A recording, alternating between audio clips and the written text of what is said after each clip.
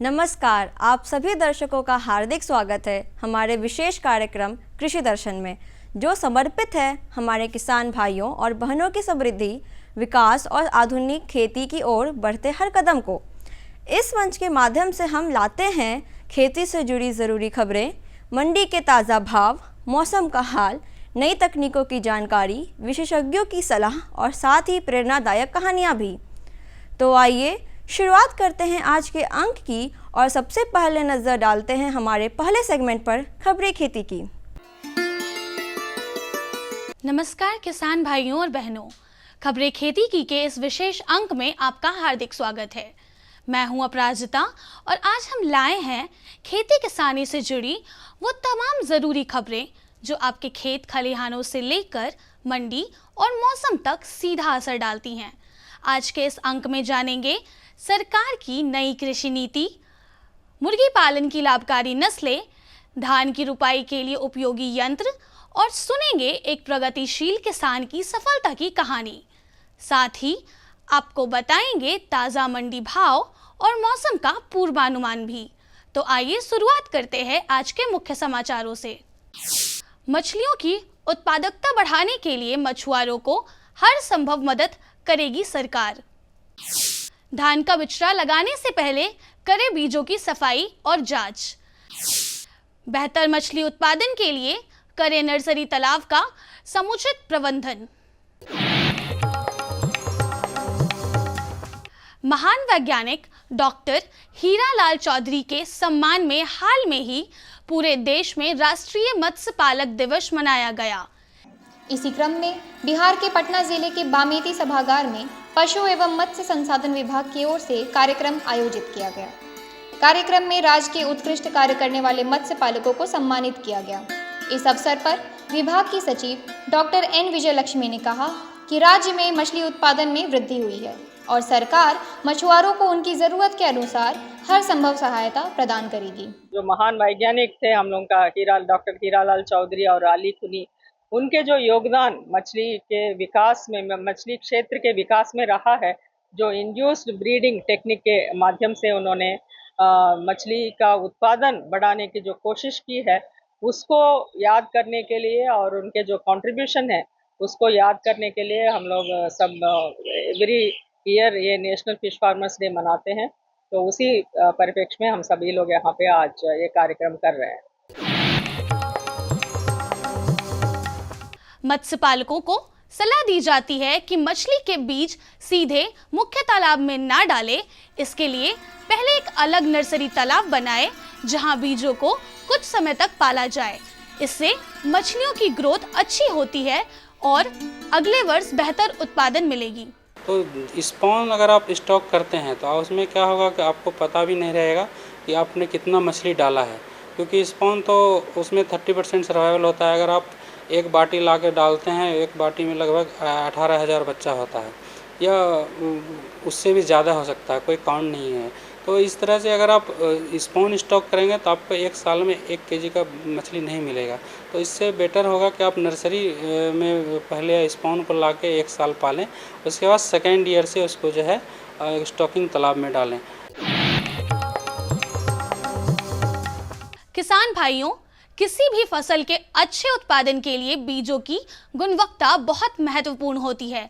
अगर आप धान की खेती करने जा रहे हैं तो बिचड़ा लगाने से पहले बीजों की अच्छी तरह साफ सफाई करें और शुद्ध करें।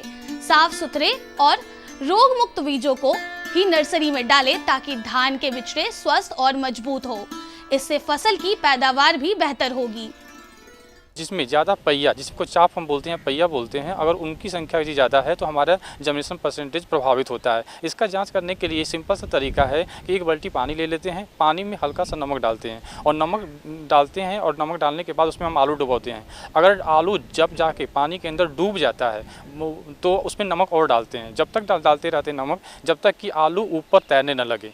और उसके बाद हम धान के बीज को उस बाल्टी में डाल देते हैं। जितने भी चाप हो गए, जो भी पहिया धान होगा, धान का वो बिल्कुल ऊपर छना जाएगा और जो ठोस धान होगा, सीड होगा, वो नीचे जाके बैठ जाएगा। ऊपर के पहिया को छान कर हम फेंक देंगे और जो नीचे का सीड होता है उसको हम बाहर निकाल लेते हैं। तो इससे हम अच्छा से ग्रेडिंग कर सकते हैं कि जो हम मार्केट से परचेज किए हैं सीड वह पूर्ण रूपेण सही है कि नहीं, या सिर्फ पहिया उसमें है। किसान भाइयों, इस समय धान की रुपाई का मौसम है। ऐसे में भूमि की प्रकृति को ध्यान में रखते हुए वैज्ञानिकों की सलाह अनुसार उचित प्रजाति का चयन करें। कम समय में पकने वाली धान की अच्छी किस्में जैसे वैदेही और तुरंता आपके लिए लाभकारी होगी। ये किस्में न केवल कम समय में तैयार होती हैं, बल्कि इनसे अच्छी उपज भी प्राप्त होती है। खेती की शुरुआत अच्छी जुताई से होती है और इसी काम को आसान बनाता है माउंटेड हैरो डिस्क। यह यंत्र खेती के ऊपरी परत को भुरभुरा करता है, खरपतवार हटाता है और नमी को संरक्षित रखता है, जिससे बीज बोने के लिए मिट्टी उपयुक्त बनती है। यह ट्रैक्टर से आसानी से जोड़ा जा सकता है और भारी मिट्टी या कड़ी जमीन में भी प्रभावी ढंग से काम करता है। कम समय में अधिक क्षेत्रफल की जुताई करने वाला यह यंत्र लागत कम करता है और मेहनत भी बचाता है। बिहार के कई प्रगतिशील किसान अब इसे अपना रहे हैं और खेती की तैयारी को और बेहतर बना रहे हैं। इस सप्ताह सफलता की कहानी की इस कड़ी में हमारे साथ जुड़ रहे हैं औरंगाबाद जिले के अरुणोदय, जिनका कहना है कि वे पिछले 1 साल से बटेर पालन के व्यवसाय से जुड़े हुए हैं और उन्हें इससे अन्य मुर्गी पालन की तुलना में ज्यादा मुनाफा हो रहा है। कारण यह है कि बटेर की बाजार में मांग अधिक है और पालन पर खर्च कम आता है। अरुणोदय जैसे किसान नई दिशा में कदम बढ़ाकर मिसाल कायम कर रहे हैं। मैं ये बटेर का धंधा करीब 1 साल से कर रहा हूँ और मैं अभी 2 जिला को टेकअप करता हूँ, गया और औरंगाबाद से। और लागत लगभग में 1 लाख रुपये का लगभग में खर्च हो गया है 1 साल में और करीब 3 लाख रुपये का लगभग में इससे इनकम हो चुका है। तो साल में 2 लाख रुपये आराम से इसमें बच सकता है। और ये बटेर जो है इसकी मीट की क्वालिटी और अंडे की क्वालिटी काफ़ी अच्छी है और काफ़ी स्वादिष्ट भी होता है, खाने वाने में भी काफ़ी डिमांडेबल भी है, मार्केट में काफ़ी डिमांड है इसके। आइए अब जानते हैं पटना के प्रमुख बाजारों में आलू और प्याज के ताजा भाव। लाल आलू 2200 रुपये प्रति क्विंटल, सफेद आलू 2000 रुपये प्रति क्विंटल, लोकल प्याज 2300 रुपये प्रति क्विंटल। आइए अब एक नजर डालते हैं आज के अनुमानित तापमान पर। आज का अनुमानित तापमान है अधिकतम तापमान 35 डिग्री सेल्सियस, न्यूनतम तापमान 29 डिग्री सेल्सियस। किसान भाई, आज दिन भर बादल छाए रहने और दोपहर के बाद बारिश की संभावना है। ऐसे में खेतों की जल निकासी व्यवस्था बनाए रखें और पशुओं को भीगने से बचाएं। तो ये थी आज की प्रमुख खेती बाड़ी से जुड़ी खबरें, मंडियों के ताज़ा भाव और मौसम का पूर्वानुमान। साथ ही हमने जानी कुछ नई तकनीकें और मशीनें जिनसे खेती और पशुपालन को और अधिक सशक्त और लाभकारी बनाया जा सकता है। और हाँ, हमें मिली एक किसान की प्रेरणादायक सफलता की कहानी भी, जिसने साबित किया कि परंपरागत खेती भी अगर सही तरीके से की जाए तो बेहतर मुनाफा और पहचान दोनों मिल सकते हैं। अब समय है हमारे अगले सेगमेंट का, जिसमें हम जुड़ेंगे एक और महत्वपूर्ण जानकारी के साथ। यह विषय न सिर्फ खेती किसानी से जुड़े लोगों के लिए महत्वपूर्ण है, बल्कि इससे जुड़ी बातें आने वाले समय में नए अवसरों के द्वार भी खोल सकती है। तो आइए विस्तार से समझते हैं इस विषय को हमारे विशेषज्ञ के माध्यम से। किसान भाइयों नमस्कार, आप देख रहे हैं कृषि दर्शन और मैं हूं शांति भूषण। बरसात में कई सारी परेशानियां आती है, जिससे किसानों को, जो छोटे किसान हैं हमारे, चूँकि बकरियां हमारे यहाँ बिहार में आज भी वैसे ही किसान पालते हैं जो लगभग निम्न स्तर के हैं, या फिर कई ऐसे मध्यम वर्ग के किसान भी बकरी पालन व्यवसाय से जुड़े हैं। लेकिन व्यवसाय बाद में है, पहले हम उन किसानों के लिए बताते हैं जो बिल्कुल निम्न है, जो छोटे एकदम नीचे से कर रहे हैं।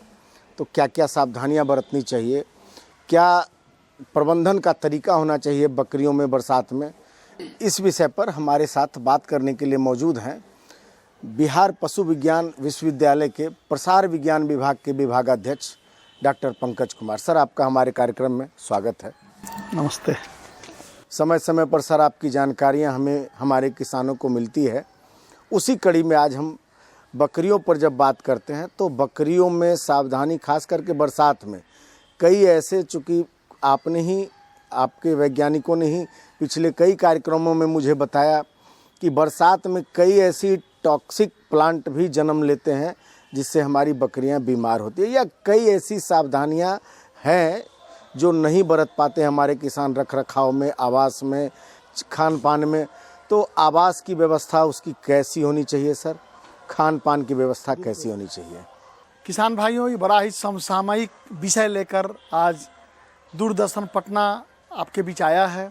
और निश्चित तौर पे जैसा कि शांति भूषण जी ने बताया कि गरीबों की गाय, बकरी को गरीबों की गाय कहा जाता है, अर्थात लघु एवं सीमांत किसान, भूमिहीन ग्रामीण जनता, पशुपालक जो हमारे हैं किसान भाई, उनके लिए ये जीविकोपार्जन का अहम साधन है। और आप जानते हैं कि बरसात के दिनों में वातावरण में जीवाणुओं का, विषाणुओं का संचरण बढ़ जाता है, जिसके चलते पशु, मनुष्य के साथ साथ पशु भी आक्रांत होते हैं, अछूते नहीं रहते हैं।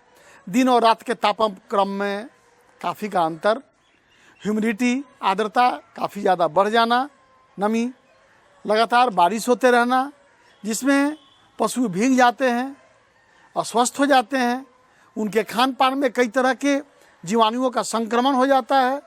क्योंकि नमी वाला वातावरण है तो जो भूसा है वो भी नमी युक्त हो जाता है, या फिर हरा चारा भी ठीक से नहीं मिल पाती है। तो प्रक्षेत्र आवास के प्रबंधन में 2-3 बातों का ध्यान देना होगा किसान भाई। अगर आप बकरी पालते हैं, चाहे 5 बकरी हो या 50 बकरी आपके पास हो, तो आप ये सुनिश्चित कर लें कि उनका घर जो हुआ बरसात में चूता तो नहीं है, क्योंकि पानी अगर ऊपर से रिसेगा तो हमेशा उसके फ्लोर पे नमी बना रहेगा, और नमी के चलते बकरियों में बहुत सारी बीमारियों का संक्रमण होता है, संचरण होता है। इसलिए नमी युक्त वातावरण बकरियों का दुश्मन है, बीमारी होगी ही होगी जिस प्रक्षेत्र में, जिस बाड़े में अथवा जिस बकरी घर में नमी रहेगी। तो आप अस्वस्थ हो लें, अगर किसी तरह से पानी का रिसाव हो रहा है तो उसको यथाशीघ्र बंद करें, उसको आप मरम्मत करवावें, या फिर सीमेंट का अगर है या टीना का है, एस्बेस्टस का है, तो वहाँ पर सीमेंट लगाकर, अलकतरा लगाकर, कम पैसे में भी, लेकिन उसका मरम्मत कराकर, तिरपाल डाल करके आप उसको रोकें। दूसरा प्रमुख चीज़ है कि आजकल दिन में लगातार बारिश हो रही है, देख रहे हैं दिन भर हो रहा है, तो जहाँ बकरियाँ रहती हैं वहाँ उनके मल मूत्र के द्वारा पूरा ज़मीन गीला हो जाता है। तो आप प्रतिदिन सुबह उसकी साफ़ सफाई बेहतर करें, गीला जगह जो भेनारी वगैरह है बाहर निकाल दें, और बकरियों को भी 2 घर रखें, दिन भर रखने के लिए अलग बाड़ा रखें और रात में आप अंदर रखें, क्योंकि दिन भर अगर वो नहीं रहेंगी तो उनका मल मूत्र से वो जगह सूख जाएगा। अगर नहीं सूख रहा है, बारिश ज़्यादा हो रही है, रात में बकरी वहाँ बैठेगी तो ठंड लग सकती है या नमी के द्वारा बीमार पड़ सकती हैं।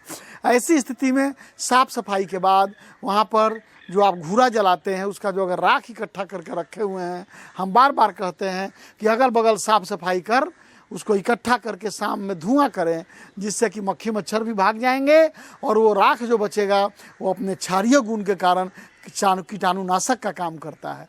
तो उस राख को आप घर में छींट देंगे तो उसकी नमी को वो टान लेगा, खींच लेगा, और एक कीटाणुनाशक माहौल पैदा करेगा, जिसमें कि क्षारीय गुण के कारण जिससे बकरियां शांति से रात में रह सकती हैं।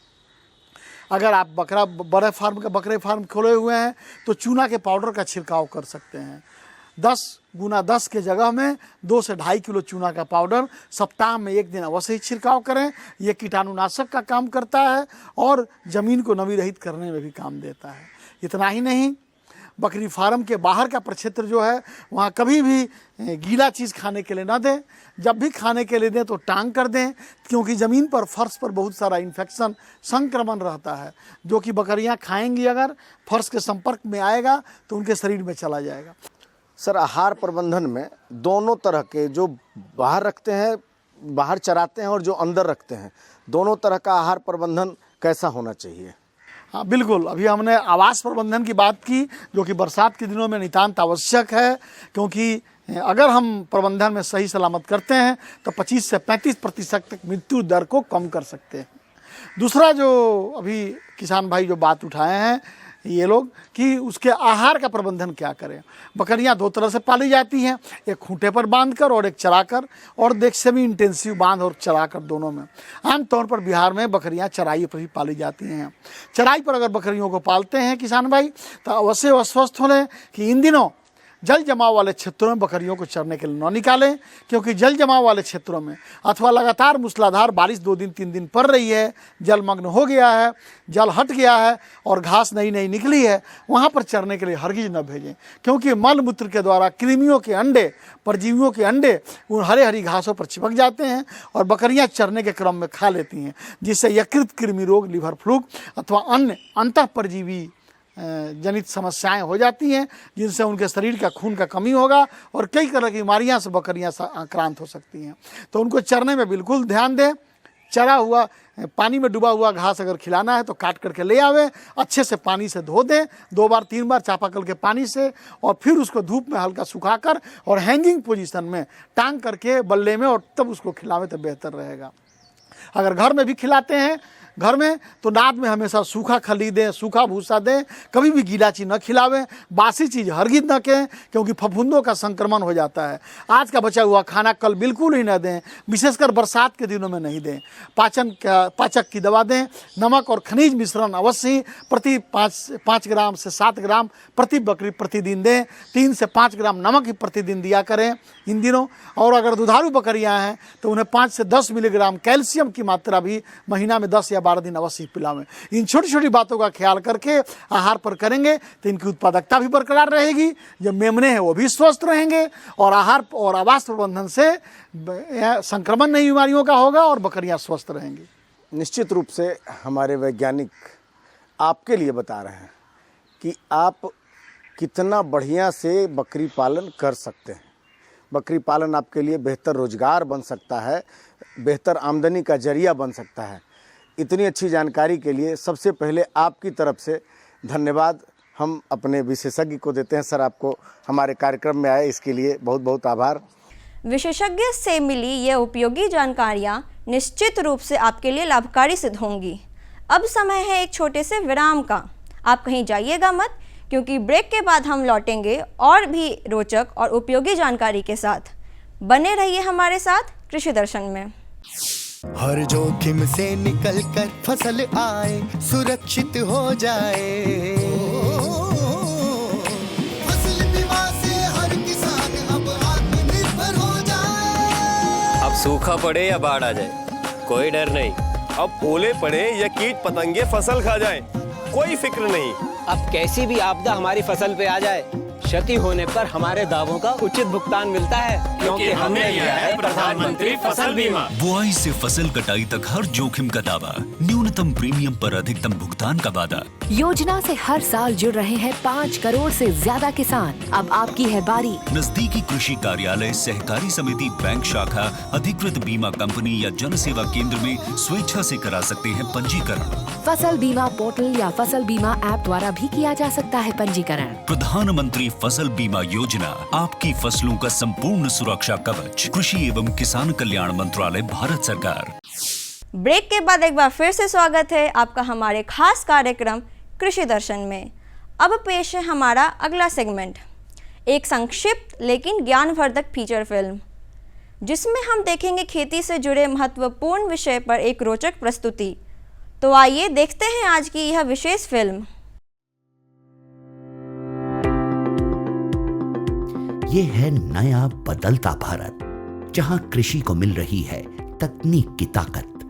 आज युवा किसानों की आधुनिक दृष्टिकोण और नवाचार कृषि में नई उम्मीदें जगा रहे हैं। आधुनिक कृषि की ये नई तस्वीर खेती को प्रभावशाली और सुसंगत व्यवसाय बना रही है।